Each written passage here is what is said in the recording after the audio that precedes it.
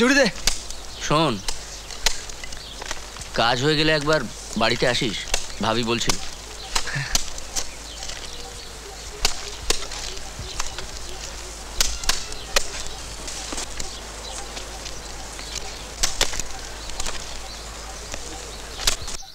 কাজকর্ম সব বাড়ির বাইরে, হে তোর বাড়িতে তো আসা হয় না, তাই বলছিলাম আপনজন। হ্যাঁ নূর ভাই বলেছে। ও এত কি, একটু চা দিলেই তো হতো। এ আর এমন কি? ওই তো পানি।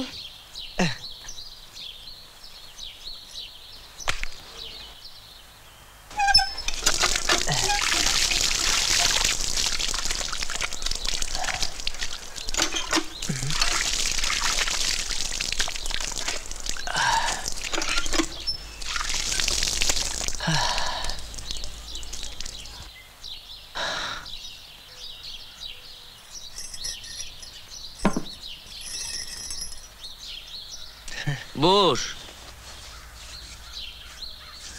বস বস, খা।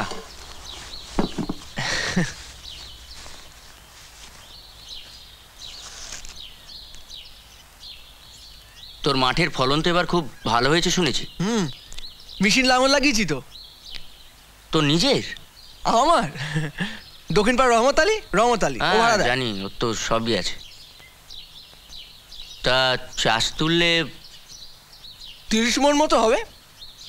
তার উপর খড়, বেচবি তো? বেচতে তো হবেই, বাজারে কত দেনা। তবে ফলন যা হয়েছে না, বাপ দাদা যদি দেখতো। খা, তোর ভাবির হাতের।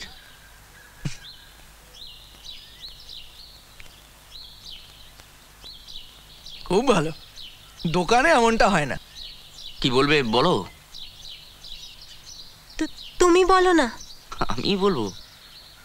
দেখ, খানা পিনার ব্যবস্থা করছি বাড়িতেই, লোকজনকে দাওয়াত দিচ্ছি, এই মেলামেশা আর কি। এতকাল হয়নি তো?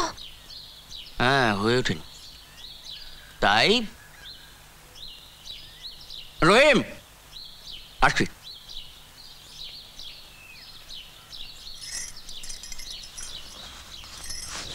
এই হচ্ছে মানুষটা, একদণ্ড স্থির থাকবে না, সবসময় এটা ওটা লেগেই আছে। ওই বলছিলাম দাওয়াতের কথা কবে?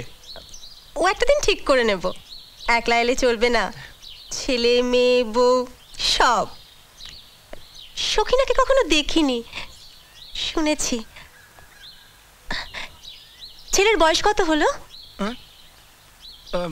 আয় আয় আয়, নিয়ে নিয়ে নিয়ে নিয়ে আয়, এখানে রাখ। যা, মেহের আমার বাগানের বাড়ি নিয়ে যাবি। আমি নয়তো কি আমি?